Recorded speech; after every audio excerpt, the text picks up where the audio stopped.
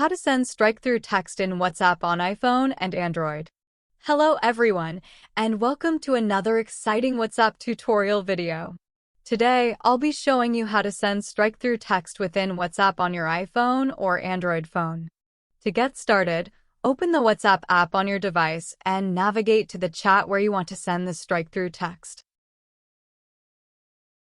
In the text box at the bottom of the screen, type the message you want to send with the strike-through effect.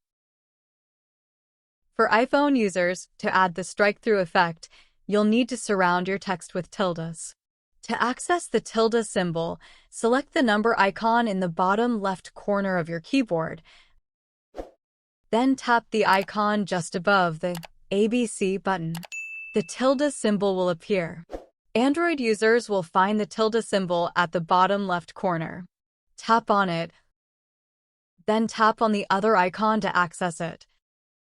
The location of the tilde symbol may vary depending on your keyboard. Look for the tilde symbol and use it to surround the text you want to strike through. Once you've added the tildes before and after your text, it will appear with a strike-through line. When you send the message, the tildes will be removed, and the recipient will see the text with the strike-through effect.